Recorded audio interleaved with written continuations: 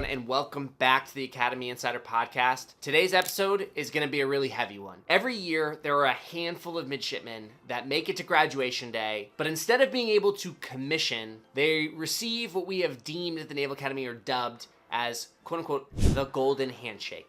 But as you're going to hear in this episode, I don't know that it's all so golden. Yeah, we're going to talk a lot in this episode about this idea of what is known as the GNC, or the Graduate Non-Commissioned Midshipman. For someone, for one medical reason or another, that kind of springs up into their first year or even later, they're unable to commission.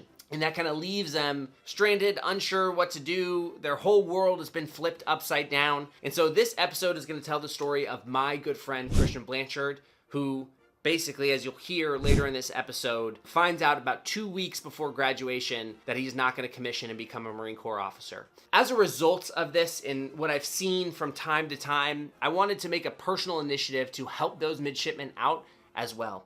And so as you're going to hear later in the episode, I've got together a big group of Naval Academy graduates who have volunteered their time, efforts, and resources to support these midshipmen and help them land a little more softly in their next pathway in life. So I'm really excited to announce the Academy Insider Pathways program. Again, all that I can ask is if you know someone who's going to fall into that category of being a graduate non-commissioned midshipman, please tell them about Academy Insider and let them know so we can get them the resources that they need to try and help make the transition as smooth as possible. It's not going to be an easy one. It's not going to be a fun one, but I'm excited to tell you guys this story and show you what we're building to help, this group of midshipmen who sometimes fall through the cracks a little bit. Anyway, I'm excited about it. Thank you so much. I hope you enjoy the listen. Let me know what you think, and I hope you have a great day.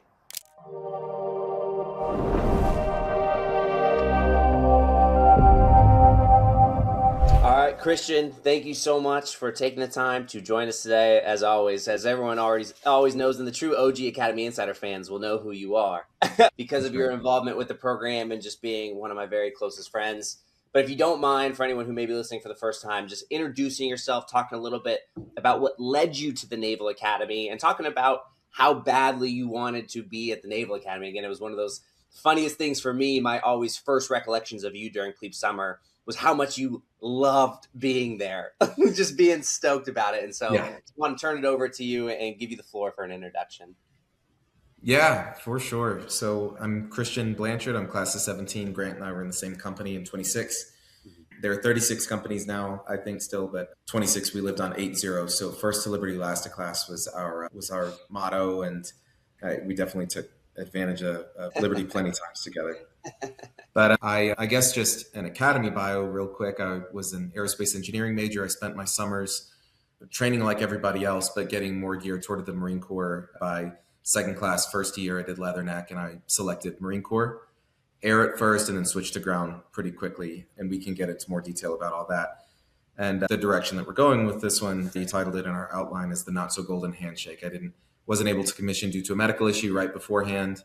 And I think talking about the beginning is really valuable because I think I realized as plebe year went along that not everybody had wanted the Naval Academy in the way that I did and planned on it for so long. So my dad was in the Navy. He enlisted out of a really small town in Louisiana in 1987.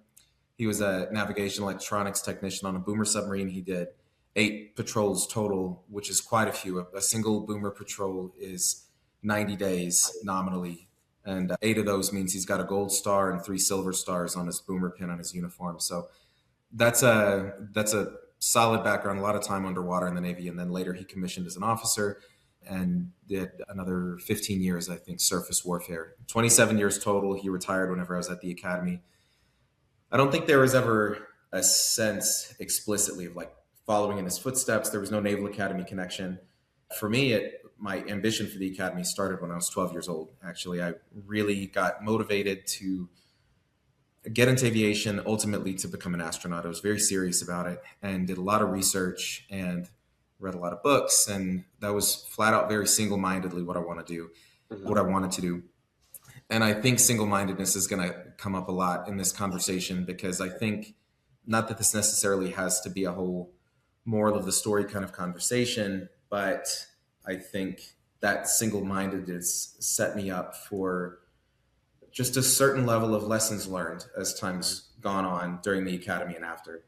Yeah. And I I'm had going a to cut you off because you mentioned, again, one of the things that I'm interested, like, especially to hear about is you mentioned like this realization with perspective of like, it wasn't necessarily everyone's dream to be yeah. there necessarily in the same way that it was yours. And that like you had that Mhm. feeling. What was that experience like when you were actually at the academy? And who did you find Mhm. as mentors? And how was your experience in Annapolis when you were a plebe youngster? Like, were you loving it in the way that you thought you would love it? Yeah, in almost every way. Yeah, I mean, it was when we use the term, man, like dream, dedicated, single-minded, absolutely just enthralled to be able to be there. I went to summer camps during high school. I did the STEM camp and summer seminar. I knew everything about that school. And on induction day, there was just a funny connection. My dad worked in Montgomery, Alabama at the time, and he had a connection with Amanda Mock's dad. Amanda was in our company as well. And they didn't know that each of their kids was going to the Naval Academy until induction day. And we ran into each other at a dry dock.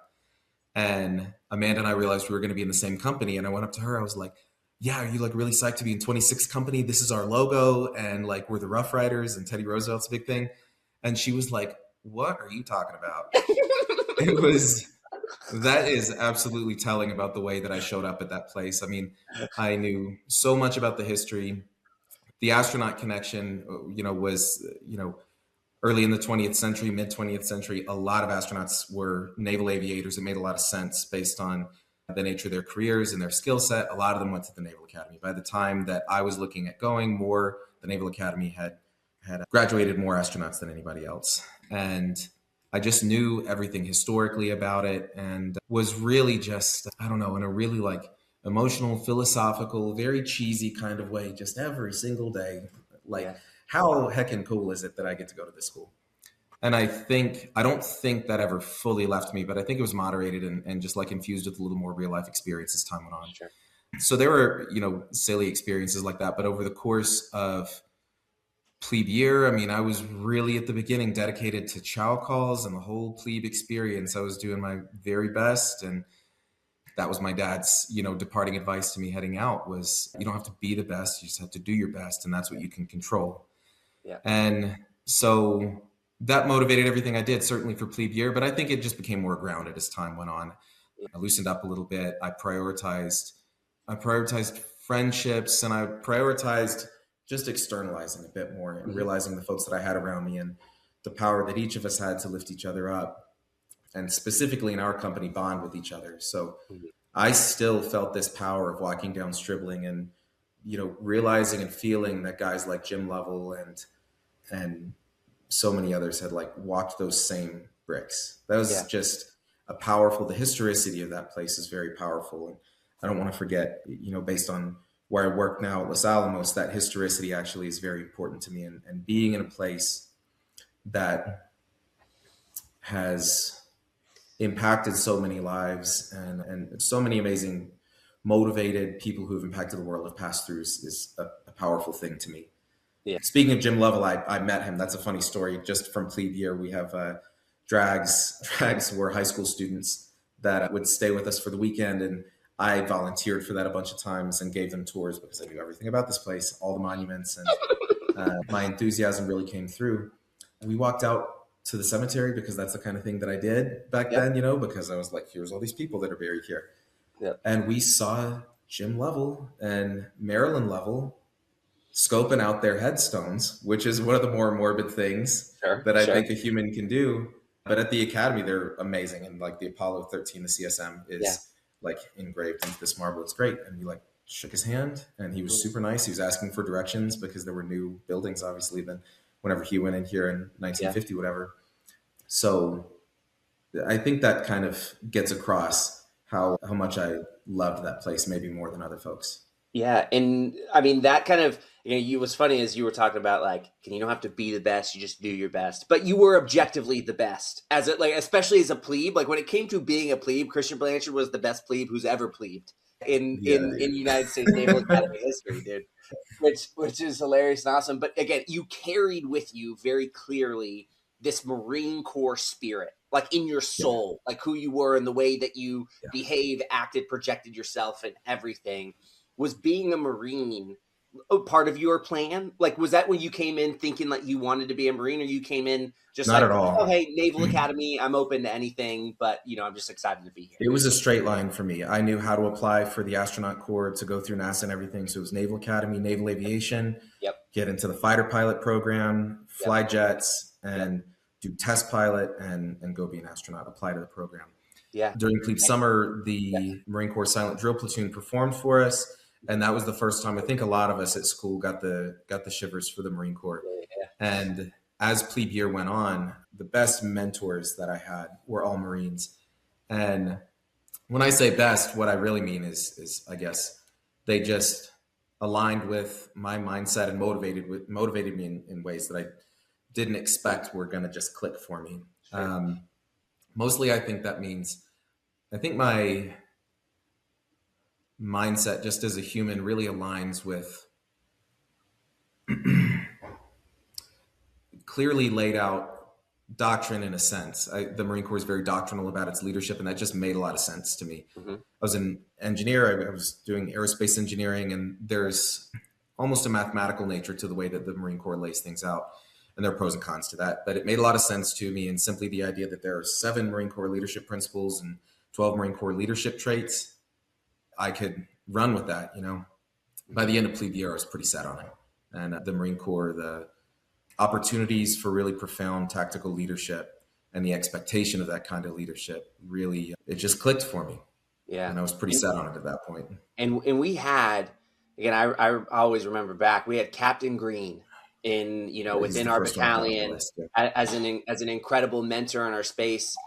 Him and who else, like what kind of took that initial spark that started kind of with the silent drill platoon, 8th and I coming to Annapolis and kind of developing over time. Again, you found the doctrinal aspects of the Marine Corps really interesting, but what other personal influences or mentors like really shaped that and led to the path that again eventually led you to like service selecting Marine Corps? Sure. The first one that came to mind, do you remember Staff Sergeant Barbita? He got gunny. Yeah, I remember Staff Sergeant Barbita, absolutely. Yeah, so this kind of speaks to the way that when you talk about like being an effective plebe, this was just the way that I was. I'm sure on the podcast you've talked about professional knowledge and the training environment during the academic year for plebes. One of the assignments that we got, which is one of my favorite assignments that we ever got during plebe year, was to our upper class instructed us to go sit down and interview or have a conversation with senior enlisted on the yard. We could pick whoever we wanted to, and we were supposed to report back. Sure. And the senior enlisted on the yard are kind of split between chiefs, senior chiefs, and the Marine Corps structures their enlisted leadership a bit differently. So staff sergeants and gunnery sergeants for the most part on the Marine Corps side of things. And I heard of this guy, Staff Sergeant Barbita, who's about as infantry Marine Corps as it got. All the tattoos and the absolute V-cut, big shoulders, and barking at you up on the yard. Just a huge dude. Yeah, I'm sure he was. That's important too. Most of the Marines had drill instructor experience in boot camp, and they carried that atmosphere with them too. And I just didn't second guess that might be out of the ordinary kind of thing to do. But I chopped on up. He was on second reg side, but in like fourth wing or something. The reason it's important, he was on fourth deck, and he had the most amazing view to the backside of Memorial Hall. Mm-hmm. And again, just one of those experiences that clicked with me. This guy just spoke to my soul in a way because it was very idealistic and leadership focused. And when I say idealistic, there was something about it that was also very grounded because he brought in his experience. And the biggest thing that was extremely memorable to me was he articulated, and I'm not going to be able to get it across exactly the way that he did, but he articulated that same idea of the historicity of that place and how profound it was to him to sit in a chair and look out on Memorial Hall in this place where the names of men and women who had fought and died, that had come through our place, our school, who had stood out there. That was what he said, who had stood on that balcony on the back of Memorial Hall and looked out toward the Chesapeake. And the kinds of decisions and the kinds of seeds that were planted for the future of our country and for the future of the world, that's a huge idea. And that's one of the reasons that I went, is because I wanted to go to an important place. and to do something important. So that was powerful. Later on, Captain DJ Green was huge, and Sergeant Abbott as well. Beth Abbott she played a pretty pivotal role on graduation day for me that actually just changed my mindset at a pretty dark moment. So it was when I listed out mentors, Marines came up a lot. Chief Castanon also, she was there for me as I was going through the administration and everything, and a very powerful leader that I worked very closely with in company leadership during the first year. Yeah. And speaking of first year, and again, you kind of led to a precursor of this, of kind of things changing, but how did it feel when you recollect on, the experience in the moment of being there in first semester of first year on the day of service assignment and finding out that you were going to be a Marine and getting your head shaved and putting on, the t-shirt and all that different stuff? Like, how was that experience now that you had a full 3.5 years of development and shaping and conversations and influence that led up to that moment? It is a real moment of reflection and looking. It's such a moment of the future, but I think for me, it was a moment of reflection of the past several years. And for me, back to when I was 14, I had this whole, I had a very clear trajectory, and the Marine Corps changed that for me. I was motivated to lead people and be led by people and to be motivated and to do something important. And going to space just literally became something that was not, it paled in comparison to the opportunities I had in the Marine Corps. The day was just something incredibly special. I think it is for everybody. The way that our selection happened was pretty fun. Our Chief Castanon had set balloons up in our wardroom and revealed to us, like in this fun moment after we had all gathered there. Every company does this differently, but that she had put little scrolls, pieces of paper in all the balloons. And so each of us got called up in alphabetical, popped our balloon, and got to read out. I got Marine Air at the time, and then we go back for Thanksgiving right after that. And I was already leaning in the direction of switching to ground. And I made that decision whenever I came back. I got that advice very especially from Captain Green, who's an infantry Marine. And I kind of consulted with him. I consulted with Gunny Abbott at the time. I said, I'm really leaning in the direction of ground. What do you think? And he was never going to pressure me into a given position, but he said, Blanche, I've always seen you, since I've met you, as the kind of Marine that would ruck at the front of the line and see a Marine struggling and put the barrel of a 240 on your back and ruck ahead and lead a line of Marines. I think that's where you belong. And I reflected on that, and that's a powerful image that I've had. I'm a small guy. I'm 5'7" and, nominally 160. So there was some intimidation about that. But, there's definitely, I think, a predominance in the Marine Corps, at least whenever I was looking into going it. But as long as you did your job, it just didn't matter what size you were. It didn't matter who you were. If you could fight, if you could ruck, if you could lift, if you could do your job and lead folks, it didn't matter. And that was something that was powerful to me going into it. So I went ground because the leadership opportunities, that tactical opportunity, is just inherently more ingrained into the experience. Yeah. And from that point forward, you move through the rest of the semester, the rest of the second semester, ready to commission and be a Marine Corps ground officer. And then that all changed on one day. And I kind of want to just turn it over to you to kind of tell your story of what happened. Yeah. So for engineering students, the typical experience for your second semester, and in my case for the entire both semesters of first year, is an engineering capstone project. And I and my friends in the company, several friends in the company, took on a pretty time-consuming one to build a race car, Formula-style race car with Navy racing. It was a demanding project. It ended up being really fulfilling by the end of it because we built a car from scratch that went really fast, and it was designed to compete in competition. The reason that impacts this story is because it was so time-consuming that I was very sleep-deprived over the course of first year, like most engineering students. And as time went on, I think, it's easy to chalk it up at the time to simple exhaustion. And whether it's true or not, there's an anecdote that I heard that there was a very experienced electrician that spent 30 years doing a really great job. And then one day, an apprentice pointed out the difference between a green and a blue wire. And he was like, "What are you talking about? These are the same color." It turns out he's colorblind, but he did this job that's pretty color dependent for 30 years. In my experience, I just assumed that everybody who was sleep deprived or maybe a little bit hungover would just kind of twitch a little bit in the morning whenever they woke up. And that was becoming more and more common in the mornings as second semester went on. Our capstone finished with a racing competition, an annual FSAE race in May of first year. And it was still demanding in so many ways. We had to miss intercessionals, and this was going way past whenever everybody else was done with all their academics. So we're 2 weeks into May. It was May 12th. And I finished my final academic obligation. I presented my report on the aerodynamics of the car, and we go back, and there's just a little bit of tweaking I had to do with the car, and I twitched a little bit, and then I woke up in an ambulance. And one of our close friends, mutual friends, David Espy, was in our company. He was on the team with me, and he told me, as I was kind of coming to, "Christian just had a seizure. We're taking you to the hospital." And, it was really foggy in the immediate aftermath. But my first thought actually was, sweet. I was scheduled to go to TBS on the middle of June. It was less than a month. And I was overweight and not ready to start. So I was like, sweet, this will probably delay things. There's going to be some paperwork, and I'll do TBS at later in the summer.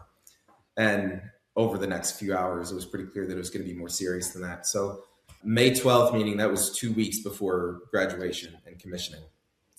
Me and David and our buddy CJ, we drove back overnight to go back to Annapolis. And there's just some machinery that starts rolling at that point administratively. And I ended up going straight to Walter Reed. They had me admitted for a few days and ran all the tests, hooked up to wires, and had an MRI and everything.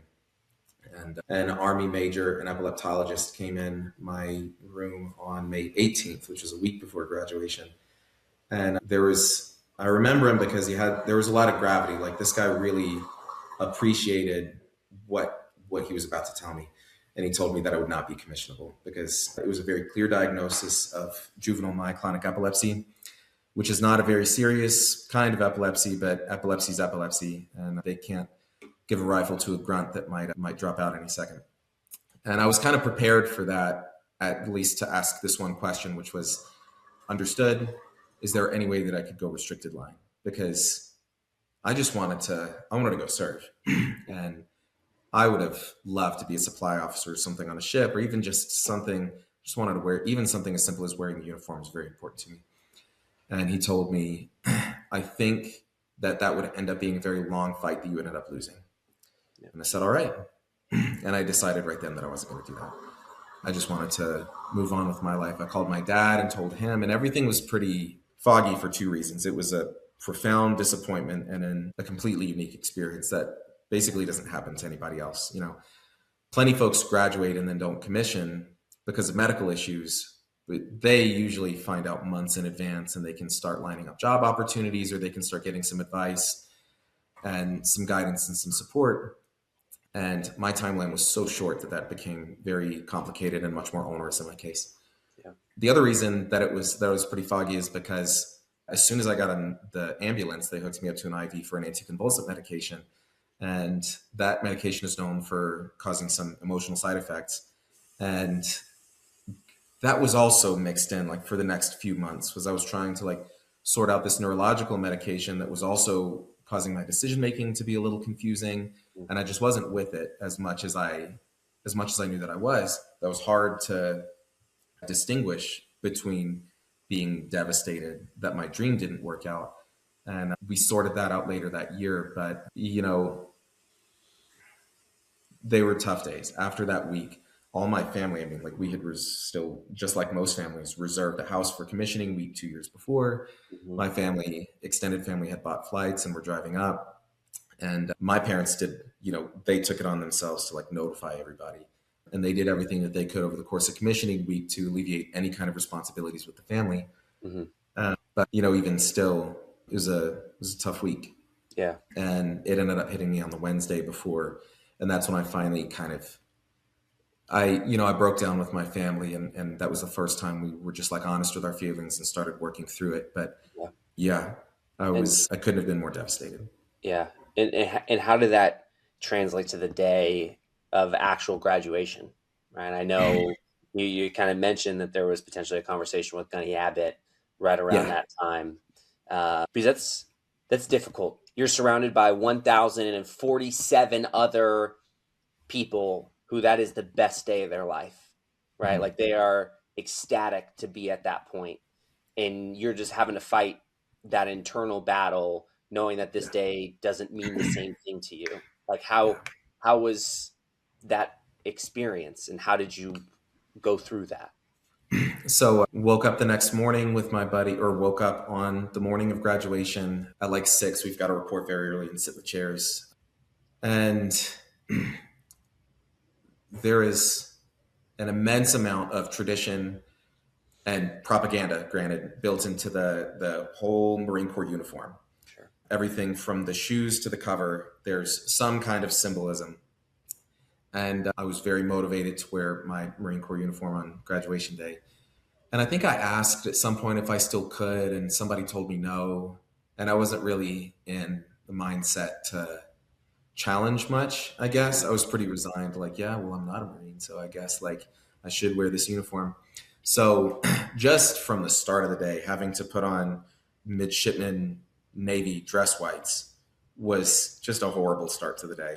Mm-hmm. And that also meant that everybody, as we were gathering up together, all my friends that weren't in the company and wouldn't have known, specifically that this was going on, they were all confused because I wasn't wearing Marine Corps. I wasn't wearing my blue dress. Mm-hmm. So it was just an exercise all morning in notifying people and like explaining to them over again that this wasn't happening.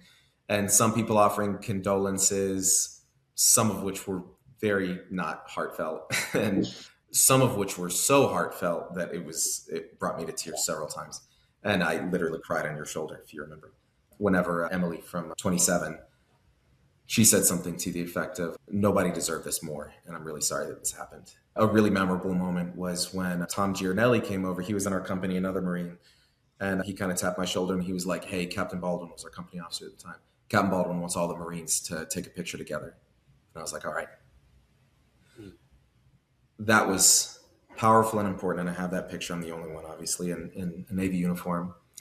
But I stood up there straight back and I took that picture. We march on the field and we take our chairs, and we're in 26th Company and goes alphabetically by company. So it's a pretty long graduation ceremony, 3 or 4 hours, I think. There are speeches. Vice President Pence at the time gave a speech.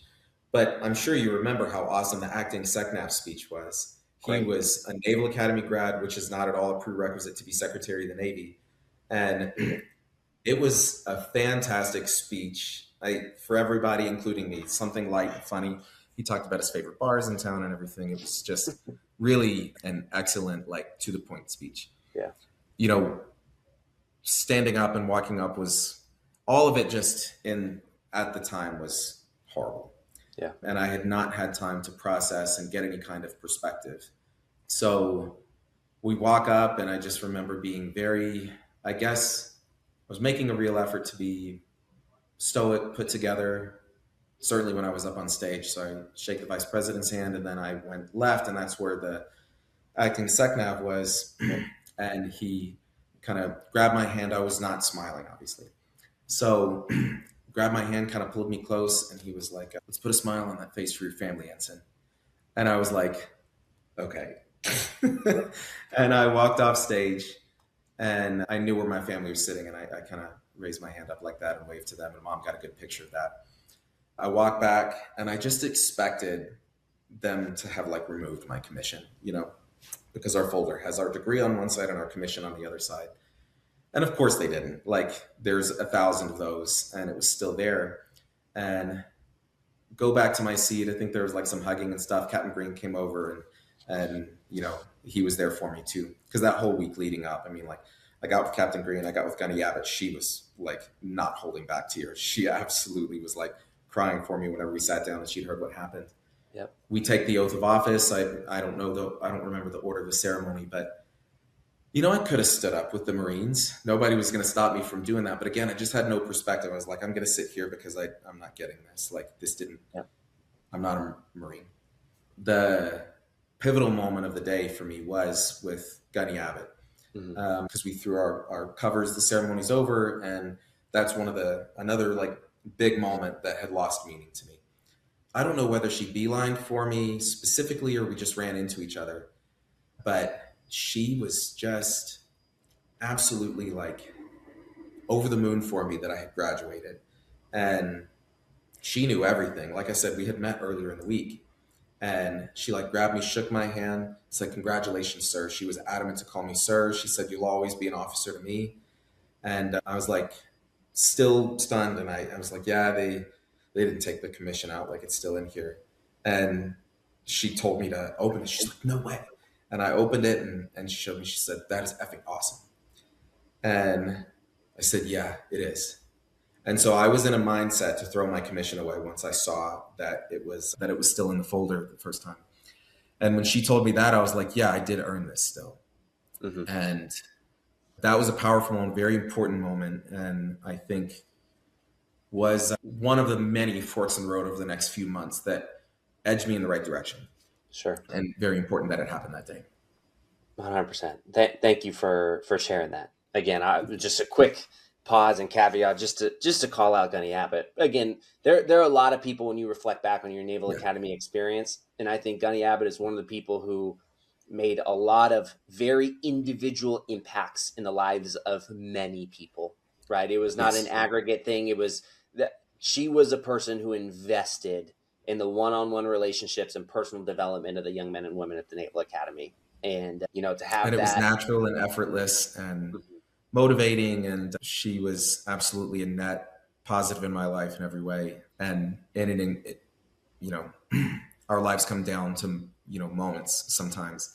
And that moment when she told me that my commission was awesome, that it's awesome that it stayed in there and everything that implied, I still have it. I didn't throw it away.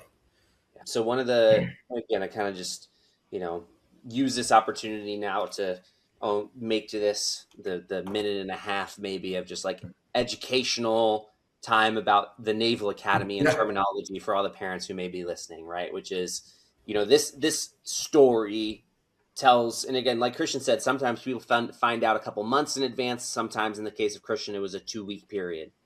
Those folks are known, again, use the acronym GNC, a graduate non-commissioned, somebody who's going to graduate from the academy, but like Christian said, is not going to then become an ensign or a second lieutenant, right? And, there's one thing, and it's really interesting because I had heard the term a million times, which is this idea of the quote unquote, the golden handshake. Like somehow that this was a beautiful thing that like you get a Naval Academy degree and now you don't have to be in the Navy or the Marine Corps. Like this is the best of all worlds. Like how could you get so lucky to have this amazing thing where you get the Naval Academy prestige, the Naval Academy diploma, the Naval Academy, everything. And you don't have to do your 5 years. Your 5-year sentence.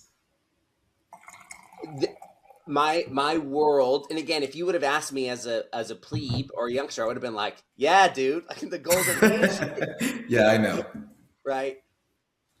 But it just like, I really am like on this push now to call it the not so golden handshake, because this is not a golden situation. It's quite literally the antithesis of it. And, I don't know that there's like a turnover to here of like, unless you want to talk about like this term and how it makes you feel. But again, I just wanted to like put that out there for the Naval Academy families. You may hear these terms, you may hear GNC, you may hear golden handshake, but if I have any input or influence, I really want to make sure people know that this is not such a golden thing.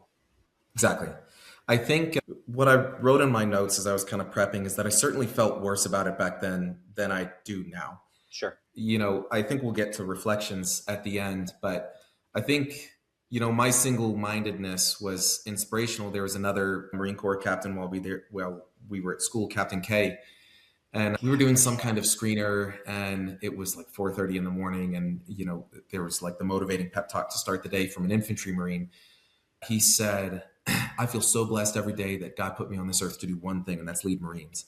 And I was like, "Yeah, me too." And as like motivational and hallmarky as that sounds, I don't think that was very healthy. And I want to flesh that out maybe a little more at the end, but that's why I felt much worse about it back then, is because there was nothing good about it. It was purely something devastating. There was no silver lining. But there is no did not get to live my dream. Mm-hmm.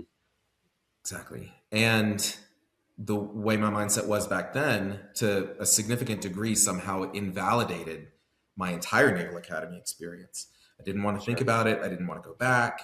I wanted to leave it behind. And that was such a difficult identity experience for me, because I had put all of my identity into this one thing, into going to the Naval Academy, graduating, commissioning, and being a Marine for 40 years. And such a significant deviation from that was just something I was not remotely prepared for. Yeah. And I couldn't see anything positive, anything golden about this experience. In retrospect, I think, with more experience or more perspective, there's some practical considerations. And I think if I had had some more perspective while I was at school, I could have jump-started a more positive path in the early days. And a lot of folks are going to have a different perspective at the academy. And I think it's okay. This is my point. It's okay if somebody experienced the Naval Academy differently from me. Sure. And by the end of it, maybe like they just see themselves going in a different direction, into business or into government or into something else that the Naval Academy can still set them up for. And if it turns out, I can start that, like what I've discovered my passion really is, if I can start that 5 years sooner, that's okay. You don't have to love the Naval Academy in the way that I did. And that's the perspective that's changed over time. It was worse for me back then. And now I realize that there are a lot of reasons folks go to the academies. And if through no fault of their own, they don't commission, that can be something somewhat positive for them. Yeah. And that has nothing, that doesn't make my experience any different if their mindset and their life track is different. So that's a distinction I want to make. That's fair. I appreciate that. Perspective. We're going to shift a little bit to like the administrative, right? Again, just provide a little bit of behind the scenes for anyone. Again, like you graduate, again, well, how about this? I graduate, I go straight to basket leave, and I report to Pensacola. I get like 2 weeks of basket leave, and I go straight to Pensacola for the cryptologic warfare officer course, right? Like it's straight to the world. Your experience, it's a little bit different. And so I kind of want to talk a little bit about the process of the folks that kind of go through this GNC, again, staying, at the academy and dealing with the administrative processes, which include like, again, medical retirement, VA claims, job search, all this different aspect. And so I'm just going to turn it over to you to just talk a little bit about your experience on the administrative and logistical side immediately following graduation from the academy. Sure. So there are some unique aspects to my situation, and I'll try and have a bigger picture or provide a bigger perspective than that. But I guess just for the sake of my own story, a couple of the important points were that I guess this applies to all GNCs. Like the academy is really great at cranking out officers with undergraduate degrees, typically in STEM fields, and making really good officers.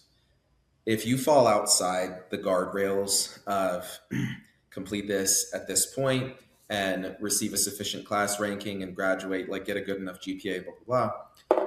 If you're outside those left and right lateral limits, you take an off ramp through no fault of your own, the academy kind of has no idea what to do with you. And there are not administrative procedures and structures in place to directly support a case-by-case graduated non-commissioned midshipman. Yep. It was all exacerbated because of my timeline. Everybody's leaving for the summer. Senior enlisted, a third of them probably are going, spreading to the four winds because their tours at the academy are up. So like Chief Castanon was supporting me very, very well, but you can only do so much for a single mid. And I was in a fog. So I was trying to seek out opportunities to like, can I, superintendent, please, can I have a job? Because I was supposed to have a job. And that literally didn't work out. That's a tough one in, retrospect. I could have tried harder for that and pushed harder to just get a paying role very similar to a TAD position during the summer. Even that didn't happen. So I couch surfed. I drove Ubers for the summer just around Annapolis, couch surfed with our friends who were on temporary duty at the academy waiting for their trainings. And then later ended up living with my family, finally just moving back, which is what I should have done very early on. There are a few things I should have done very early on, and spending that summer, it would have been good to have more direct family support because my parents are great. Over the course of that time, there was a lot of out processing for the academy. It was very strange that I was out processing as a midshipman at that point. Long checklist of, turn in your CAT card, go to this office, this office, this office. I don't remember much of that. The most important processing was related to disability. And that was actually a process that took about 3 years for me because, again, everybody was leaving and I didn't get a lot of very clear advice about the difference between being medically retired by the Department of Defense and receiving VA disability compensation. I was eligible for both with my condition, along with a few other things. I think, I didn't take advantage of some resources like local VA representatives. There were folks in Annapolis that could have walked me through every single thing, but I kind of didn't even know who to talk to. Sure. So if this turns into a bit of advice, I think it's important for anybody going through a similar situation to understand that the resources exist and the academy is only going to be able to support you so much. And it's only going to be capable of supporting you so much. So I wish I would have been capable of a shift in mindset from the academy's going to take care of everything. And I just follow my emails. I go to this brief whenever I need to, and I'm get a commission and get my degree. It's just a reality that in an exceptional situation like this, you have to begin looking out for yourself and seeking out resources, not just from friends and family, but administratively. And it just took me a little while to get the wherewithal to take my life into my own hands and the way that it changed. The most important part about processing for me, the academy stuff was relatively automatic, just convoluted. I think disability processing has gotten a little more streamlined in the last 8 years. But the difference between VA disability compensation, that rating, and being medically retired by the Department of Defense is very important, especially in the benefits that I receive. This is where my perspective has changed over time, and I've been able to embrace this idea that there is absolutely a silver lining in my circumstances, and there's a golden aspect to my discharge. The disability benefits and the way that the Navy has kind of sent me on my way once we sorted it all out has been really beneficial for my family, and it's given us a lot of support for us to, my family being my wife, my 4-year-old daughter, medical support. Disability compensation has given us a lot of opportunity to take some risks, to start our lives in the way that we've wanted, and to help me, I think, finally get on a track where I feel very confident about some long-term goals as an engineer here in New Mexico and just restart my life. It's taken me a little while, getting over the mental and emotional shock. I can't emphasize enough the importance.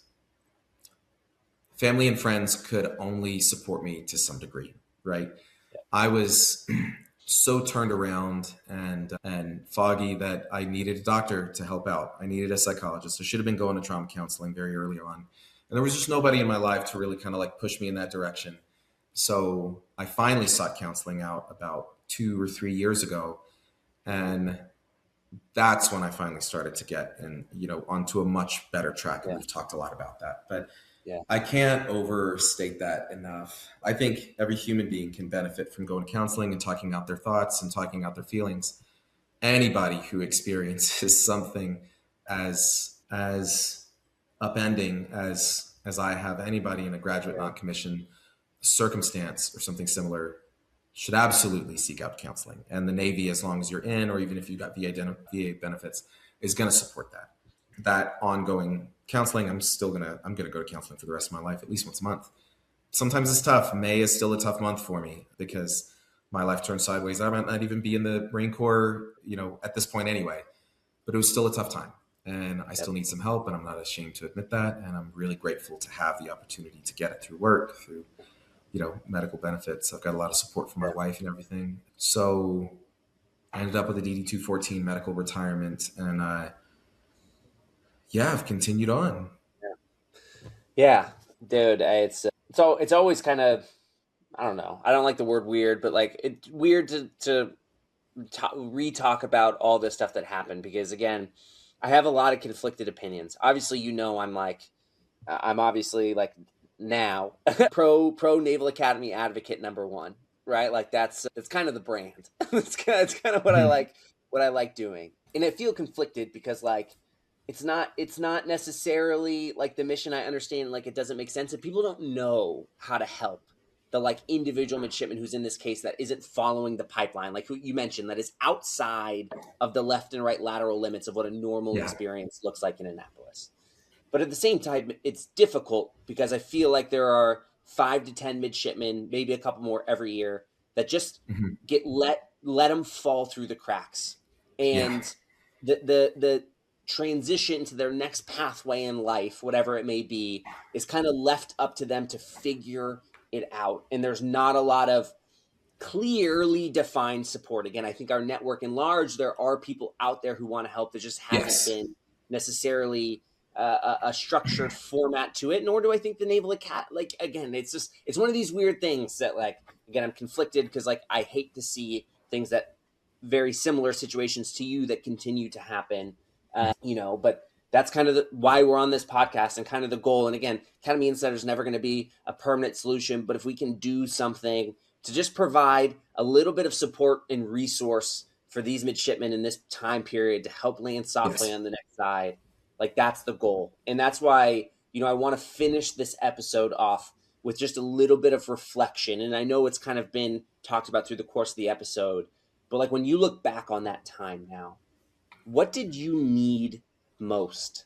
What was, the things that you actually needed in your life? Because we mentioned, again, there's nothing wrong with it, but like you just graduated from the Naval Academy, your friends are officers in the Navy and Marine Corps, you are driving Uber in Annapolis, right? As you're trying to figure out what is next in life, right? Yeah. And like, what did you need in that moment? Community support, like what were the things that, like, when you look back, you're like, man, I wish I would have had this. I wish like someone would have stepped in and like let me know about resource that would have kind of maybe expedited my process or changed the path just a little bit.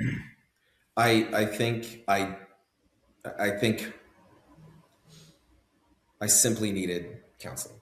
I needed Yep. a psychologist, a doctor to help me work through this. Mhm. I was not lacking in community. I wasn't lacking in friendships. If the situation was reversed, I have no idea what I would have told any of my friends. Like nobody Sure. really, and I mean, like you were there for me, man. It wasn't lacking in any kind of external support. I needed internal support that therapy could have only provided, and there just was no framework in my own past and my family to kind of seek that out. And that's tricky. I mean, like most folks who desperately need that kind of help, one of the symptoms of needing the help is that it's very difficult to reach out about it. So maybe just a single person, maybe a bit more of, I think the Academy was doing a good job of the Midshipman Development Center, Mhm. when we were there of pushing out this resource. And I did attend a couple times. I was like, let me go feel out, what this is like. Yeah. And the counseling sessions in the confines of MDC, I realized were just not like, hey, I'm feeling kind of down. I sat across from a captain in the Navy in uniform, a psychiatrist who was like, why are you even here? Yeah. And that was my like kind of therapeutic experience to that point. Mhm. And I could have gotten lucky. Maybe one person could have reached out and like said that, but ultimately the culture of our society, the culture of the academy, of the military, I think needs to continue to move in that direction of being very okay with providing therapeutic support to folks who need it. And I needed it. And I didn't seek it out until about 3 years ago. It's 4 or 5 years down the line. from having a completely upending experience. So, just to make very clear, to set out, to be explicit with the advice, I guess it's okay to need that kind of help. And it's okay that friends and family may be unable to solve that problem for you. Yeah. Yeah. Yeah. No, What I deeply needed more broadly in my life, and what I'd like to leave off with, this is this piece of advice for every single midshipman, is I just needed more perspective in my life. Putting my entire identity into one thing was not a healthy way to conduct my Naval Academy experience. I definitely resented folks who were very dedicated to academics, who had like business ambition, who focused on that part of the mission, which was citizenship and government and other opportunities outside from the military. I was an old soul in the Marine Corps, very much of the suffer in silence mindset, and let's do this one thing, be an infantry platoon commander for 40 years all the way up through stars. It's not about simply hedging your bets for a completely unexpected circumstance like this. It's just a healthy way, I think, to have your experience. What else am I passionate about? What else could I see myself doing if it turns out that I get into the Navy and 3 years down the line, I don't really think it's interesting? Let's cultivate some more interests and hobbies and cultivate perspective that the military is not everything. The academy sets us up for so many opportunities in life, whether that's engineering, business, anything. I'm an engineer now, and I was resentful of ever pursuing that as a career because it was a degree that I got from the Naval Academy, and that place hurt me, and it was just that simple until I got the help that I needed. Yep. I love that. I appreciate you saying that. Again, this is something that I've had conversations with plenty of midshipmen about. It's again, it's what made me, again, what's funny is like how opposite ends of the spectrum we were, early on in our experiences at the Naval Academy, which is where you may have been frustrated by, people who kind of weren't fully bought into the whole experience. I was sitting on the other side, like, I don't think I belong here, right? Like, I don't know that I belong at this institution. Like, I don't have this like burning desire in the middle of my heart to be a naval officer. Like, this isn't necessarily my dream, right? And I think kind of opposite ends of the spectrum led to this morphing of exactly what you just said. And it was a conversation that I had with Lieutenant Burke back in the day, our plebe summer company officer. Yeah. And forgot to mention him. Right. And what he had told me, and it's something that I just wholeheartedly believe in. He's like, Grant, like being a military officer, it's not who you are. It's just what you do. Right. And, you can separate. And honestly, like we get to this point now and having this discussion and talking to the individuals who still may be at the academy is like, in my opinion, you should separate your identity from the uniform specifically, right? If you are able to say who I am is a man or woman for others, I'm a person of service, and how I do that service, the what may be being a military officer for 5 years, it may be for 20 years, it may be for 30 years, but it's not who I am. Like, again, if you put your identity in the uniform, you put your identity in like, I am a Navy officer, I am a Marine Corps officer, and that's taken away from you, you are going to be left stripped of purpose and identity and like in a really difficult spot. And I think there's a really healthy balance and transition to like, no, I am a man of service. I'm a person who's going to make a positive impact in my community. I'm going to help other people. And the way I do that is by being a Marine Corps officer or being a Navy officer. Now your two things are aligned, right? And I just think it's a really interesting piece. And again, like it's really difficult for folks who are in the GNC process, though, who are like their entire world has been leading up to this commissioning date, right? Like their path is set. Like, again, the Naval Academy is it's such a stable pathway of career. Like, you know exactly where you're going to go. You know, you're going to commission, you know, you're going to make exactly X number of dollars. 2 years after that, you know, you're going to make even more dollars. And 2 years after that, you know, you're going to make even more dollars, right? Like, it's so set and structured that the moment that changes, like you're saying, it could be upturning. It can be like just completely shifting. And so I'm so grateful for, again, you being willing to come on here and share your story and just highlight to the masses of the Naval Academy community that this is a real thing that happens to multiple people every year. Yes. It's never really talked about. It's never really acknowledged. It's never really like brought into the spotlight. But this is impacting, 5 to 15 midshipmen every single year, right? And it's just it's tough, man. And I'm gonna turn it over to you for, again, any other final thoughts or perspectives or anything you want to leave with the audience before we kind of talk about, again, for the Academy Insider audience. What I want to let you know is that there's going to be more to this episode, which is like we're kind of doing our best in a very informal, non-funded way to try and provide little bits of those gaps, fill in the gaps to help the Yeah. GNC kind of land softly on the other side. But I'm going to turn it back over to you, Christian, for any parting words or thoughts or anything in reflection on this whole No, I experience. appreciate the way that you put that. I think that's right on. I think separating your identity in the way that you described is essential. I wish I would have done that. No regrets. I don't, sit and mull over the way things, could have been. I've, gotten help that I need. Like I said, I just think that's very important to have the humility to admit what you need. And the fact that it's okay that your mom, your dad can't do everything for you anymore, Anyway, I would just end up repeating what you said. I really appreciate that. And, in this transition, super important. If any parents are listening, if there is any midshipman that's going through this situation or is a few years removed from this situation, that it is not a unique experience. Each one is individual, but you're just not the first person ever to have this turmoil. And there are folks to help. I'm here to help. Grant's here to help. And there are folks around you that are capable of pointing you in the right direction. Yeah. Well, Christian, thank you so much. I mean, obviously, objectively, I just love you. This has been a long journey together, and it's so fun that we get to use stuff like this to stay in touch and Yes. and stay in contact and everything. Yeah, So man. I appreciate you being willing to share the story.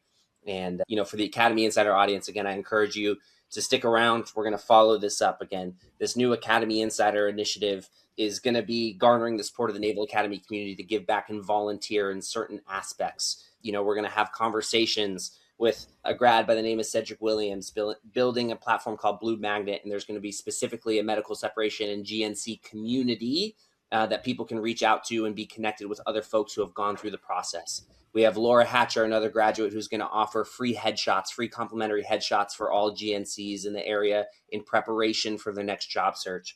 We have Andrew Shea, who's building a platform for resume generation, who's going to allow, again, free services to midshipmen to generate a very professional resume for this next step. Again, highlighting the uniqueness of the Naval Academy experience and building something that can go.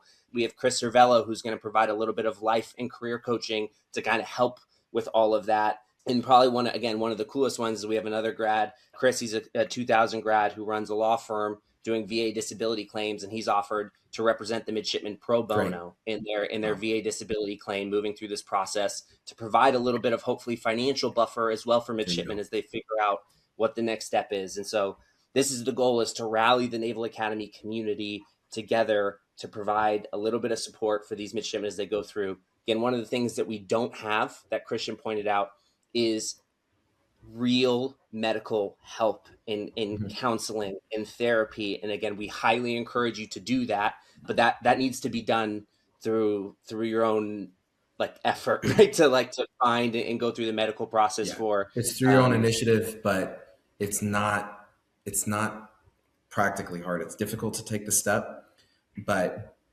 Google searches, a 15-minute Google search can help you find somebody. And the financial support, the disability support through the VA, that all exists. You do have to take some initiative, and that's difficult, but I believe in you. Grant believes in you. Everything's okay.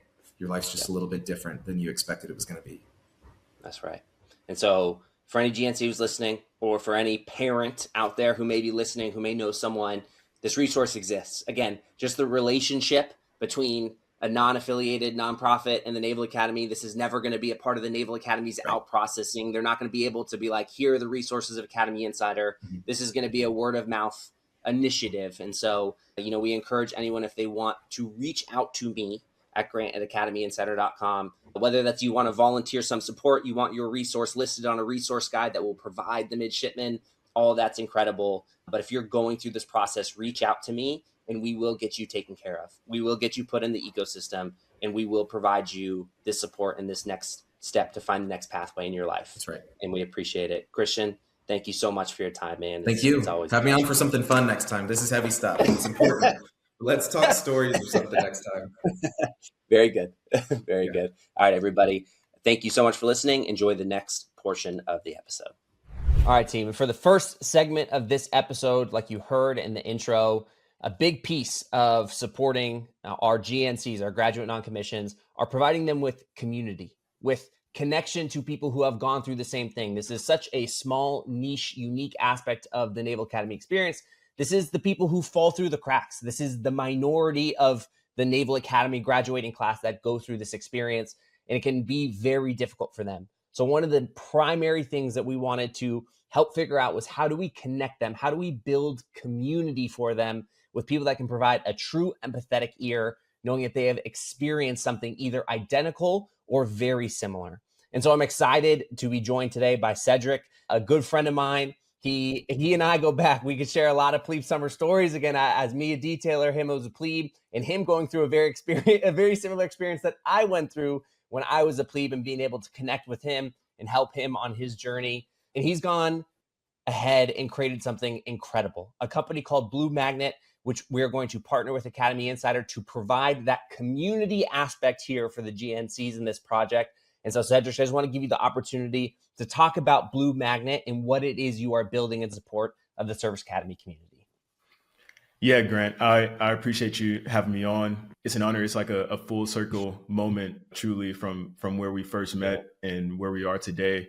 And even from the beginning of our relationship way back in 2016 to what we're doing today is centered around community. And that's the heart of Blue Magnet, which is a platform that assists Naval Academy graduates in major career transitions. So whether that's from military to civilian or even in their civilian life.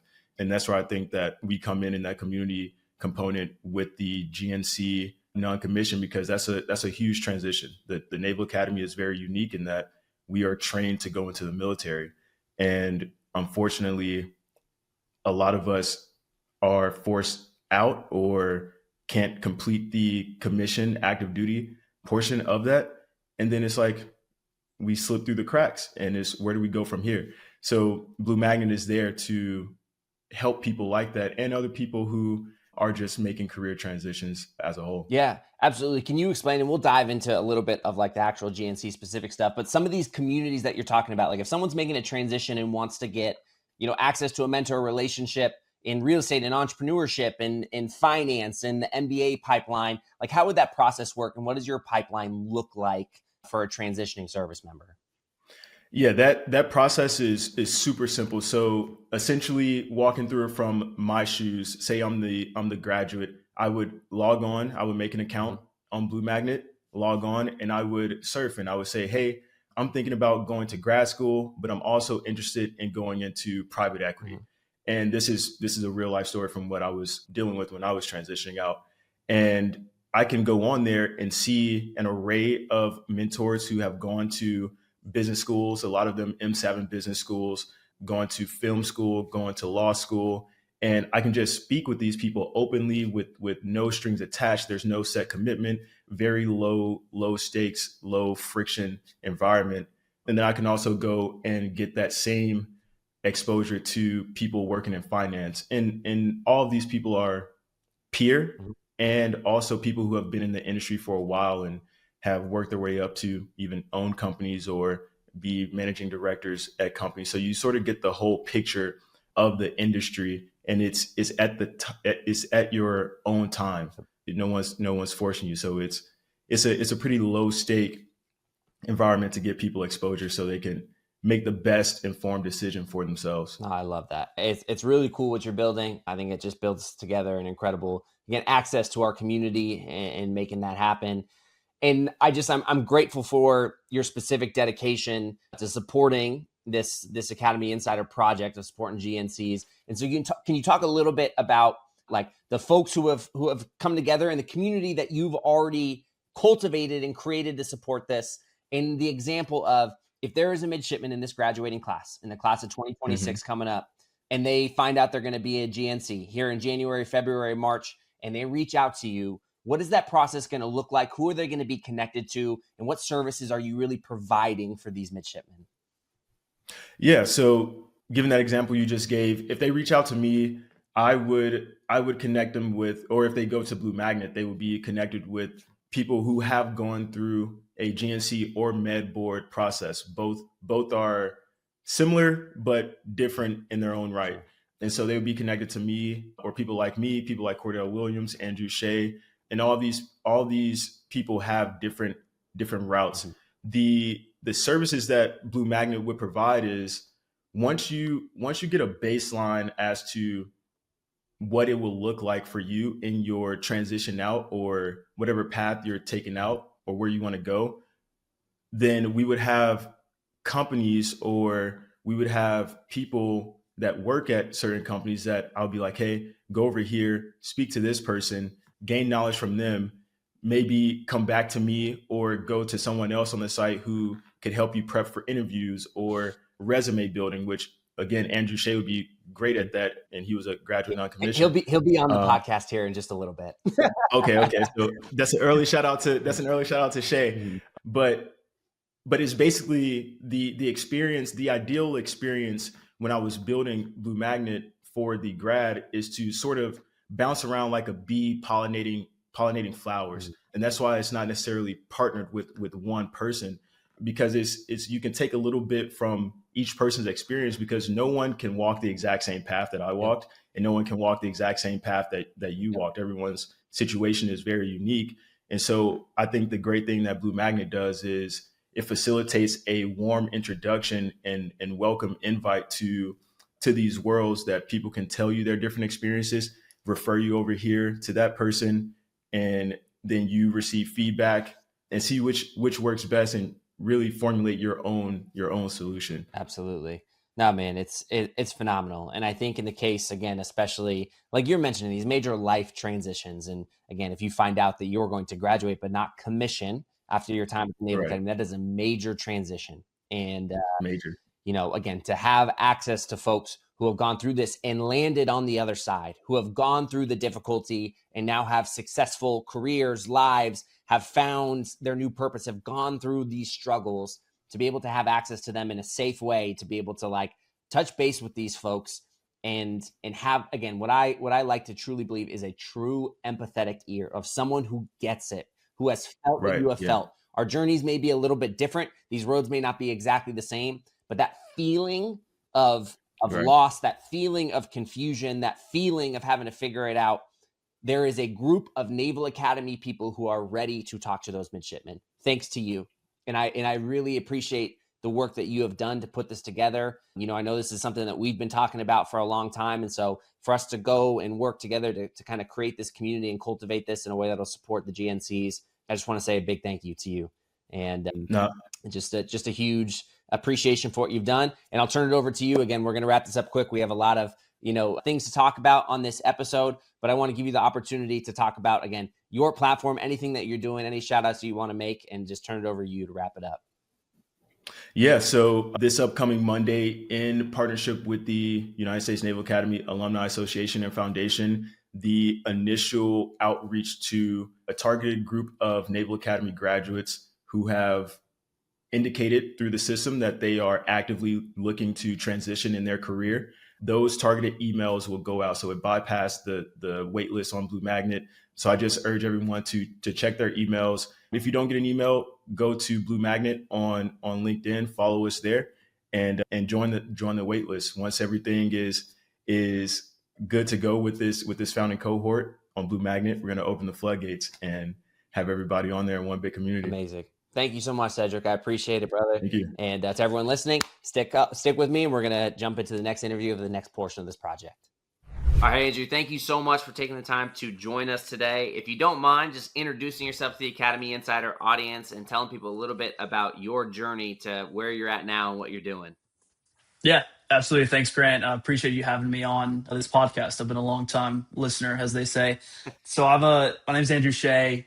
I graduated the Naval Academy 2020 with an undergrad in cyber operations. And over the last 6 years, I've kind of built a career in the industry. I work at Microsoft. I've done a lot of cool things there. I was on a team that investigated cyber attacks, had the opportunity to travel to 34 different countries. And now I work on the federal side of Microsoft, helping the US government further their security posture. And I currently reside in Nashville, Tennessee, of all places. How about that? So cool. And one of those things that you're doing kind of as a almost separately from what you're doing with Microsoft is you're building a really cool program that I want you to have the opportunity to tell the Academy Insider audience about and just some of the things that you've been featuring on. Yeah, no, absolutely. So this is something that's been in the works for 3 years now and has gone through different iterations of development, and we're finally at product launch, which will be January 2nd. It started with the goal of helping veterans get to a real conversation faster when they're transitioning from their military service. When I graduated from the Naval Academy and I was switching from being in the Navy to working in the private industry, I really had no idea where to start. Do you start with the resume? Do you start with connecting with people? What are the different internship options? What skills do I even have that recruiters or companies would find value in? And I've had the opportunity to mentor almost 300 veterans now over the last 6 years in different stages of their transition. And one of the things that I see severely missing is the understanding of how to build a resume. I think everyone has a different opinion on what a resume should look like, and no opinions are wrong per se, but I've been part of different hiring boards at Microsoft and had the opportunity to help several veterans get jobs at Microsoft and at other companies. And I think, cut to the chase, I built a program. It's called Operation MOS, and the goal is simple. You have a veteran who's transitioning from military service, and it's a step-by-step walkthrough of how to build your resume, and it builds it for you in real time.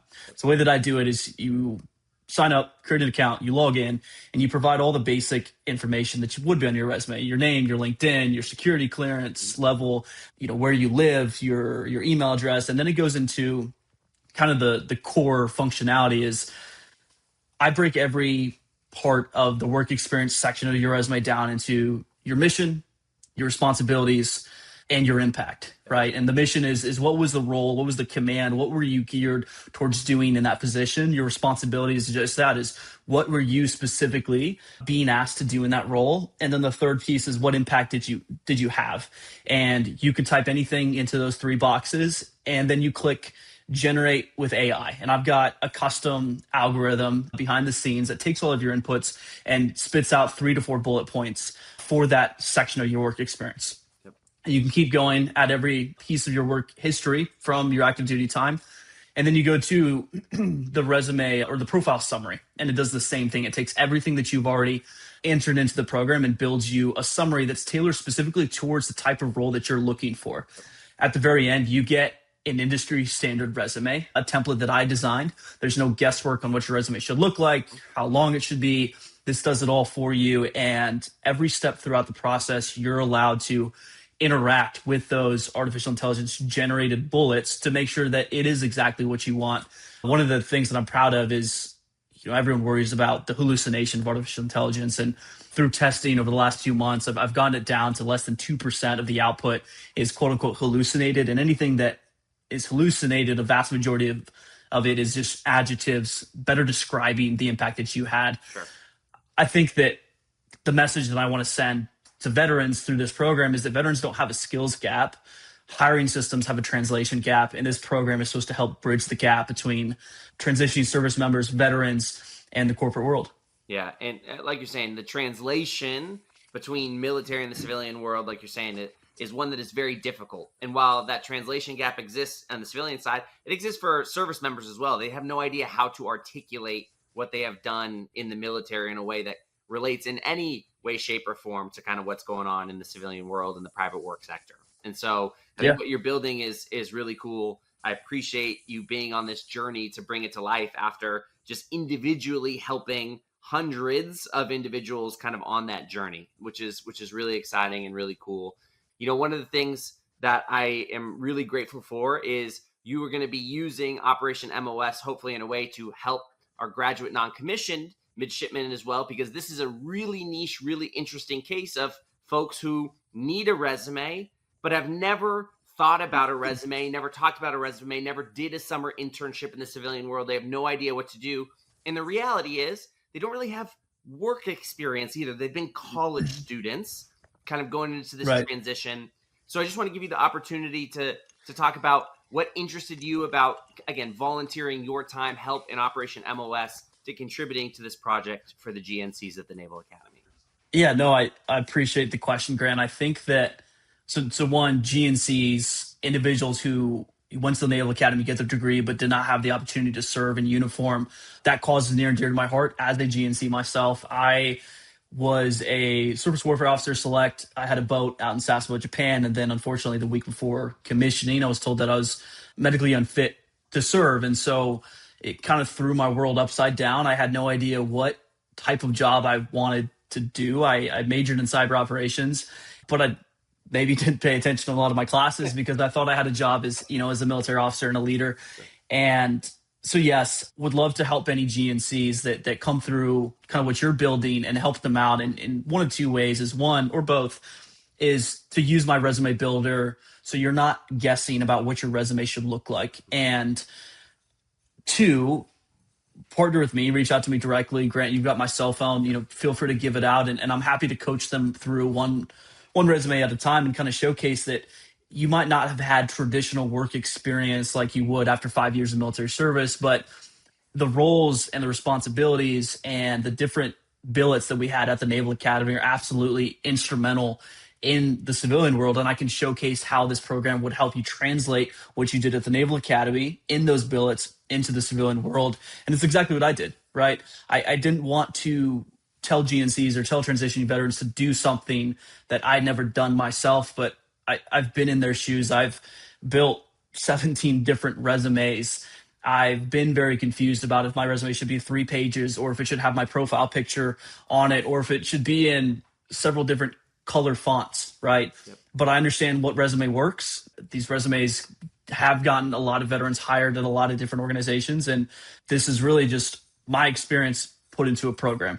Yep. So yeah, absolutely would love to help GNCs whatever way possible. You're the man. I appreciate it, right? And this fits into the overall goal. Again, I've kind of mentioned this to the audience who has been listening, but the overall goal of preparing the GNCs to show up at the Service Academy Career Conference and tangibly be prepared, right? And have that in hand. And so, again, to have your assistance and support to get those midshipmen ready to take advantage of an incredible event that does exist and that the Service Academy Career Conference, the Naval Academy Alumni Association has put on in support, of our Service Academy community. We just want to help those folks be prepared and be ready and not let anyone fall through the cracks. And so I genuinely appreciate your support. And so again, for anyone who's listening, if there is a GNC out there, a GNC, or you're just trying to understand, part of this process from, the community that is being put together by Cedric to the resumes here with Andrew to headshots by Laura, which we'll be talking about later in the episode, and so many more different aspects.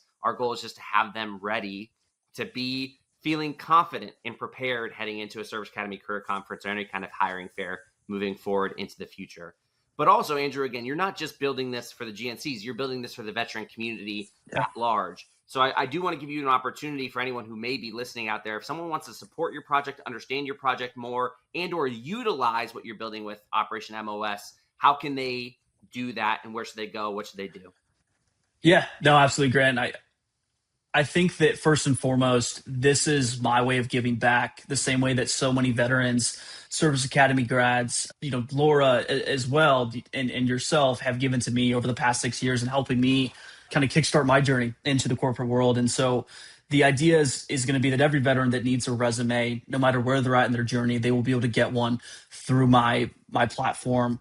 And I want to be clear, this is one part of the process, right? Getting a job in the civilian world isn't just having a good resume. It's multifaceted. It's having headshots. It's having a network of individuals who you can reach out to and understand what life is like in their specific role. It's understanding how to prepare for interviews. But I want to shorten the time from when someone understands that they're getting out of active duty service and starting a job in the corporate world. I want to minimize the amount of time that takes for them to feel prepared.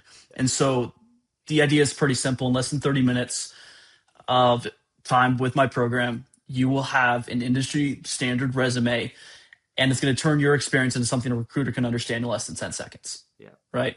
And so for organizations, I'm also looking at partnering with different companies that support veterans in this journey, right? And so one thing that I've developed in this is a enterprise access dashboard, if you will. So if you're a company, so you're Microsoft or Apple or Google, or you're a veteran nonprofit organization that helps veterans, you have the ability to get access to my program and sponsor a number of veterans where when they build their resumes, you'll get access to those in your database or in your dashboard. Makes it a lot easier for you to understand where their skills are, who you can plug them in contact with, and help how you can accelerate their journey into the corporate world. So I'm excited. A lot of stuff coming down. Absolutely. And if there is someone listening, an Academy Insider audience member who's involved in this world that wants to support your project, how can they get in touch with you in order to kind of get through that? Absolutely. So I guess one is admin@operationmos.com is my email. You can go to operationmos.com as well. My contact information is there. LinkedIn also works great, but would love the opportunity for anyone listening to kind of showcase and demo the program. And then whether you're a transitioning active duty service member or you're an organization that seeks to empower veterans in their transition process, we'll love to kind of demo and show you the program, and also, seek feedback on how you think it can be better. Yeah, absolutely. Well, dude, thank you so much for your time today. Again, I appreciate your willingness and to support this project and just the cool thing that you're building in general for the military transitioning service member and veteran community. So thank you so much. And for everyone listening, we're going to hop into our next interview with Laura after this to talk about what she's doing to support midshipmen. As Andrew was talking about, this is a multifaceted approach, and we have another grad who's willing to support on the headshot front. So really excited to jump into that interview. Thank y'all so much, and let's get to the next section. Thanks, Grant. All right. Hey, Laura, thank you so much for taking the time to join us today on the podcast as a part of this very special episode. If you don't mind, just giving the audience a quick introduction about who you are and especially now what you're doing with your photography business. Awesome. Thanks for having me, Grant. I'm very happy to be here. And so I am Laura Hatcher of Laura Hatcher Photography. As you can see, I have to remind myself who I am by putting it on my uniform. Merch, this is after being in the military. Yeah, we'll drop the right? link to merch. Yeah. Exactly. So 30 years in a uniform, you learn that your name has to be somewhere on you. And this is me back in uniform. Retired in 2018 out of DC. And I was an intelligence officer. I took my clearances and I ran in the opposite direction from all the three-letter agencies in the DC area. Because, when you've been institutionalized that long, it's like, and now you have a choice. You decide that, let me go find something else to do. I went into the nonprofit world for like 5 minutes, decided it's very overrated working for somebody else. Yeah. And so I looked at my hobby and said, you know what, I could probably turn it into a jobby. And here I am, a professional photographer, and I'm serving our community still, which is why we're talking today. Yeah. My main focus is veterans transitioning out of the military, because I've done that, been there, done that. I also want to emphasize to our active duty and to our veterans that it's not just a job, and that at the end of your tenure, whether it's 4 years or 40 years, we want to see pictures that showcase and documented your legacy and your journey. And that's why I like to do military portraits, retirement ceremonies, and of course, headshots to make you look boring and professional for your next job.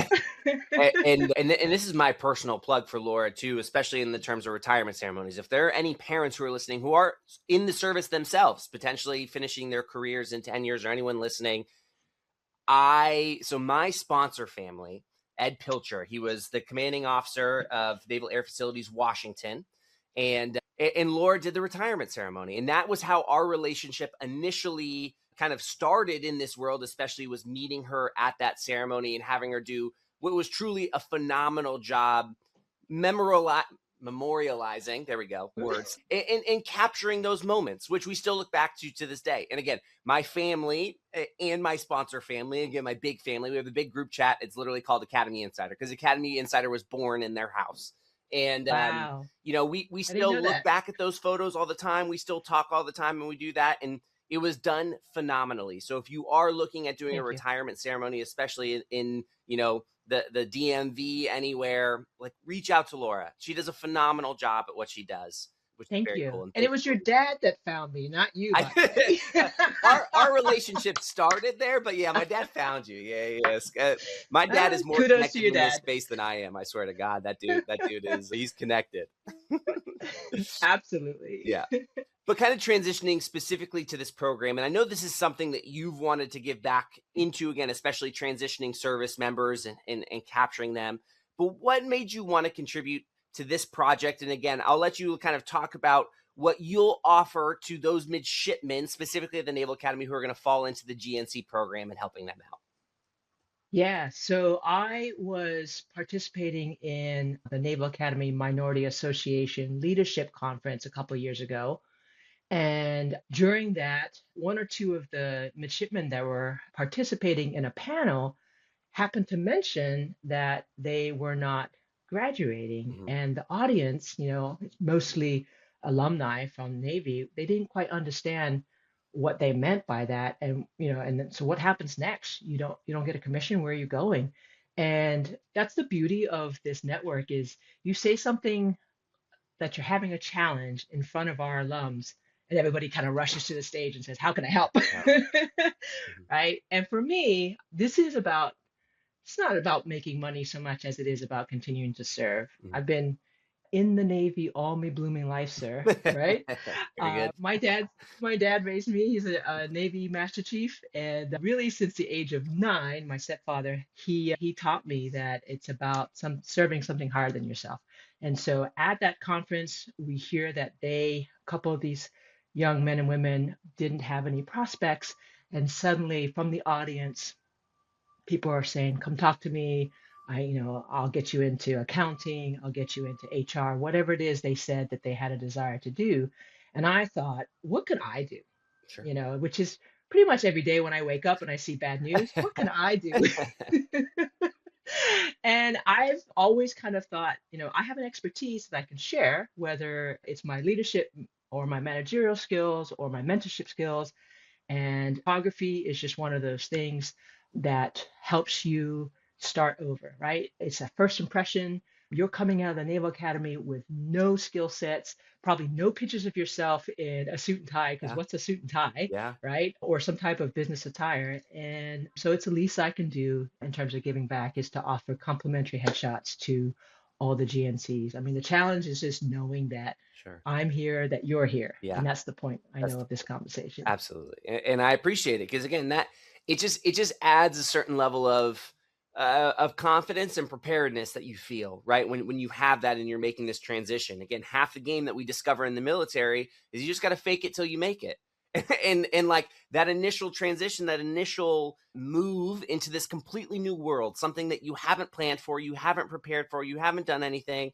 If you can get together and almost make it look like you know what you're doing or that you are prepared, again, it just provides that first step into, making it happen. And, one of these things I want to put on record and in the air too, for everyone who's listening, is that Laura has been behind the scenes helping me bring this project to life for over like a year and a half now. This is something that we've been trying to work in the background.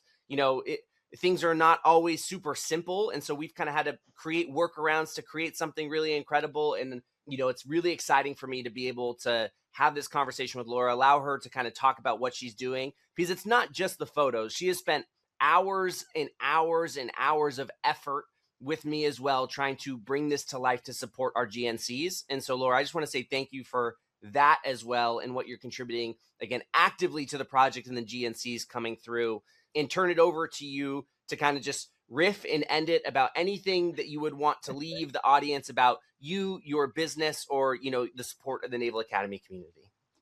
Absolutely. Actually, I just want to talk to the GNCs. Yeah. I know this is a challenging time that you're going through, but it's only a second, really a fraction of the great career that you're about to have.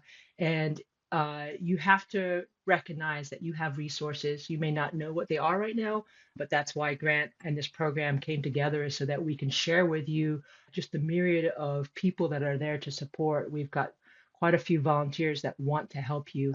And that's really the lesson in life in general, right? You're not going to get to the end or to the middle for that matter without surrounding yourself with mentors and sponsors and accountability buddies. And that's why I'm sitting here today, is because somebody starting as far back as one of my counselors in high school said, "You've got potential. We just got to figure out where it is." But I really appreciate you allowing me the opportunity to come on and talk about this program, because as you know, it's near and dear to my heart. So thank you, Grant. Absolutely. Well, it's my pleasure, Laura. Again, a genuine thank you from the bottom of my heart for your efforts in making this happen and getting it out there. So thank you. And again, to all the GNCs who may be listening, please reach out. Like, we will set up a time for you to get a professional headshot and get you ready for this next step. The goal is to help you land softly on whatever that next phase is, that next pathway that you're going to take. So we appreciate it. Thank you all so much. And we'll jump into the next segment right now. All right, moving on to our next segment. Jeff, thank you so much for taking the time to join us today. I just want to give you the opportunity to tell all of the listeners about what it is that you do in support of service members, veterans, executive level coaching in the business world in general, and how you're doing that in support of the military community. Awesome. Yeah, thanks, Grant. I appreciate you having me and giving me the opportunity. So I'm an executive leadership coach, and my primary focus and primary coaching area is working with leaders and transitioning kind of the skills that they have either from previous organizations in the military, and then connecting those skills intentionally with their outcomes. And so that, almost kind of like creating their own leadership brand and making sure that the things they're trying to execute on is what's coming through in their actions, and then giving them feedback and opportunities to kind of have a thought partner to adjust and course correct with, kind of having your own trusted friend. Like, if you've ever seen one of those Snickers commercials where the guy's like Joe Pesci and his buddy's like, "Hey man, you're not being yourself." And then you're they not give him a yourself Snickers right bar. now. So like, I'm the professional version of that, right? People come in and we meet and we talk and like, "Hey, how do you think things are going? What's happening?" And we help them develop strategies for how they can be the best version of themselves to enable their personal outcomes or their outcomes of their teams. And we offer a host of services, from one-on-one coaching, team coaching, DISC profiles, other personality assessments, leadership strength indexes, and 360 feedback tools. Yeah. So kind of have a whole host of tools in our toolkit and helping people develop their tools. I love that. And if there are midshipmen parents listening, or anyone kind of outside of the direct military bubble, are you open to that as well? Is it a military specific business? Kind of what would your overarching business model be for anyone who may be listening? Yeah, so definitely welcome to any industry. I currently work with folks who are in the legal field, construction, medical, entrepreneurial space, and it's anyone who wants to be a better version of themselves. We have something for everybody in that area. So again, I feel like I've got this vision of what I want to do, and I need someone to kind of partner with me to help me kind of check my math, so to speak, and can help me execute on that vision. And absolutely welcome to have a conversation with anybody who might be interested. I love that. And very cool. And again, main reason you're on this episode today, again, obviously we have a relationship that goes back a little bit, and I'm so grateful for what you're willing to contribute to this project, specifically for the midshipmen who are going to be a part of that GNC category. Again, they're going to graduate, not commission. And as you're mentioning, again, what you do is designed for anyone who has a desire to become a better version of themselves, kind of help specifically in this situation of, a tough transition of not only profession and career, but of identity, of purpose, of all these different aspects. And so again, one of the beautiful things that you've offered is, again, for the midshipmen to have kind of some pro bono free coaching classes originally to kind of help prepare them for that next step. And I just want to turn it over to you about what made you want to be a part of this project, and what are you hoping to be able to provide and support midshipmen with as they go through this transition? Yeah, so two real reasons why I wanted to be involved. The first is, when I was approaching commissioning, I had a series of back injuries to where my commissioning status was in doubt. And I remember coming up to my pre-commissioning physical being like, what do I do if they make me non-commissionable? Like, what's that going to look like? This is all my eggs are in this basket. So while I can't completely relate to what these young midshipmen are going through, I have a kind of maybe a small taste of some of the anxiety. And then another part of it is helping people now who are transitioning as they retire. Mm-hmm. That process of pivoting from one place and recreating an identity, right? You had a vision of where you were, who you are, and being able to help people recreate with intention their identity for the next step in their career is kind of one of my favorite things to help people do. Yep. I work with a lot of folks who are in transition and trying to do stuff. And when they make decisions on their career or their next stage of life that aren't grounded in who they are and what they believe in, Yep. inevitably they're going to fail. It's just not a matter of if, it's a matter of when. And Yep. so we have a process where we can work with people where we do kind of a values-based assessment of who do you want to be? Where do you want to go? What are the things that matter to you? And then help them match that. And I'll give you a perfect example. And I think you and I talked about this initially when we first started talking about this. I had a buddy of mine who's like, I want to be home so I can coach Little League. And I'm like, great. And then he's like, I think I want to apply for this job at Amazon. I'm like, great. What about it appeals to you? And he's like, the salary. I'm like, okay, what about the other stuff? And he's like, well, I would have to work 3 12-hour shifts at night. I'm like, how's that work with coaching Little League? And there was just this silence. And so being able to partner with somebody to help them really think through, is this what I really want? Does this match the thing that is burning inside of me? Yep. Or will it be a stepping stone to get to the thing that's burning inside of me? Yeah. Can be powerful. And so I love partnering with people on that. I would love to be able to do that for these GNC folks, to be able to help them make that next step with purpose and intentionality, instead of just saying, I'm going to take the first job that pops up because I'm really, really worried. And that's valid. And maybe that's what you have to do in the short term. But then how can we help them in the long term to then get to that, right? That purpose-driven feeling we all had when we joined the Naval Academy, like that something bigger, that drive, to be able to tap into that and use that. Dude, it's so cool. And I'm so happy that you're a part of this overall. Like, I'm just so grateful because, again, what's really crazy is that they may not feel this yet, but their experience and kind of what they're going through is almost very similar to the folk or the person who is retiring and now pivoting and transitioning, or the transitioning service member. They're having to make a decision at 22 years old and go through kind of the emotional processing, mental processing, this identity shift at 22 versus 42. And so this is like a compressed timeline for them to try and have to figure it out, and to be able to have someone in their corner who gets it, who understands, who empathizes, who can guide those conversations. Because again, we may have, somewhere in the January, February timeframe until May to kind of figure out, hopefully, or at least provide a little bit of direction to help them find that next step on the next pathway. Yeah. And again, it's one of these amazing things that the Naval Academy Alumni Association and the Greater Service Academy Alumni Association does is provide and put on the Service Academy career conferences. And if we can provide these midshipmen with a little bit of coaching, a little bit of consulting, a little bit of understanding heading into these situations, we just want to make sure that they're prepared to maximize the benefits of what the Greater Service Academy community is providing. And I'm just so grateful for your involvement, because I know you're going to do a great job in making sure that we're kind of rounding it out in preparation to make sure these people are on the right path. So I appreciate it. Yeah. Hey, again, you're welcome. And thank you for letting me do this. One of the things that I really want people to remember when they go through this, right, is maybe it sounds hokey. Everything happens for a reason, and it's so funny.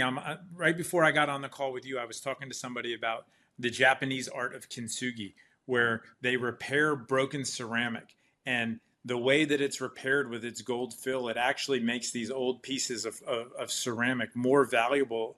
And it's this idea that from these things that we think are broken and damaged and imperfect comes something more beautiful. And with the right coaching, with the right focus, with the right support, this thing that seems catastrophic in the moment for these folks could end up being the most pivotal and wonderful thing that happened in their lives. And so if we can support them as part of this network and help them make their own kintsugi, then that's fantastic. And I'm all in. I love it. Well, dude, thank you so much. I appreciate your time. Anything else you want to leave the audience with before we move on to our next segment of another incredible alumni helping out? I would be remiss if I didn't throw out a beat Army. Yeah. And hey, how great was it? Especially after another big win. Yeah. Big win, baby. Yeah. I love it. So absolutely. No, thank you very much. And I'm happy to help whoever I can with this stuff. And thank you for the opportunity. Perfect. Absolutely. And as everyone knows listening to this episode, if you want to get in touch with Jeff, just feel free to shoot me a message and I'll make that intro and get everyone put together. So appreciate it all. Jeff, thank you for your time. And let's move on to the next segment. Thank you. Take care. All right, in this segment here, we are with Chris. Thank you so much for taking the time to be here. Again, another Naval Academy graduate, very successful military and law career, and I'm excited about this piece. So I'm going to turn it over to you to introduce yourself, give you an opportunity to talk a little bit about your Navy background, but then also currently what you're doing and what you're building with the Homefront Group. All right. Thanks, Grant, and thanks for having me on. It's a real pleasure to be here. So like you said, I'm a Naval Academy graduate. I graduated a little bit before you, in the year 2000, so we were the class of the century. I just had my 25th year reunion last fall, which was incredible to just kind of reconnect with a lot of people I haven't seen. And it's everything they tell you, right? Like you pick up right where you left off. Yeah, I graduated in 2000, went into submarine force. Had a great experience as a JO on a fast attack submarine. Was looking for other things to do in the Navy besides be a department head at SEAL on a submarine. And I came across the law education program. I was able to kind of slip through the cracks, as I like to say, and get accepted into that. And that allowed me to go to law school on active duty. So I did that in DC. And when I graduated, I spent the rest of my career as a JAG. So I did 11 years, primarily doing criminal defense. So I was, as I like to say, a more charismatic and better looking version of Tom Cruise and A Few Good Men, although less hair. You can handle the truth, baby. Yeah. That's right. And I got to do that on both coasts, got to do that overseas, had a really unique experience catting on and off the USS Enterprise on her last deployment to do a guilty plea for one of our criminal masterminds trying to sell spice underway. And just like, great experience overall, but, all good things kind of come to an end. And as I was approaching 20 years, I was thinking very seriously about like what's next. And, most of my mentors said, like, if you want a second career, you need to retire as soon as possible. Retire from the Navy, use my GI Bill to sort of make a pivot into working with small businesses and entrepreneurs, because I just wanted to be my own boss. I didn't know what that looked like, but I knew I wanted to do something like that. I had a great experience doing that. And along the way, met my current business partner. And at the same time was feeling this draw back to the veteran community and wanted to do something more with veterans. I'd worked with a couple of veteran entrepreneurs, and that was very gratifying. Veteran benefits kept popping up as like, how can I leverage my benefits? How can I leverage my own to sort of make this transition? And my partner and I saw an opportunity with VA benefits and a way to offer services where there are not a lot of qualified service providers, better, faster, cheaper, right? So we formed Homefront Group with this idea that we could kind of use the VA benefits that everybody earns as a way to create this upward social mobility for veterans as they transition into civilian life. And I've been doing that now for almost 2 years, and it's just been an incredible experience helping people who have sort of hit a lot of roadblocks and have found frustration with the system, only to find that we can give them relief. We can increase their rating. We can get more conditions connected. We can unlock benefits that are really game changers for them and their families. And that's just been an incredible experience. So that's what I'm doing now. I'm a VA accredited attorney, qualified to represent veterans all the way through the Court of Appeals for Veterans Claims. Yeah. And it's been great.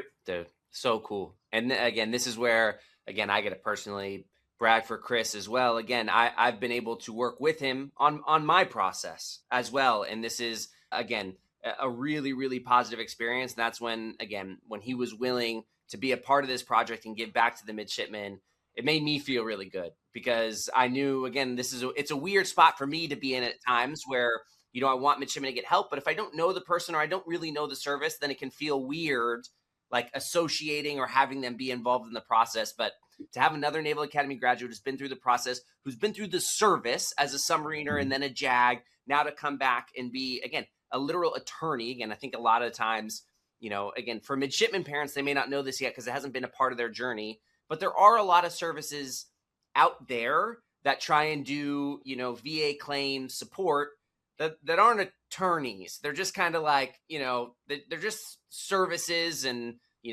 it's interesting. But anyway, again, like to have this be a legitimate, real great service that has personally helped me in my VA claim as well. It's just, it's incredible. And I'm really glad that you're, willing to be a part of this program.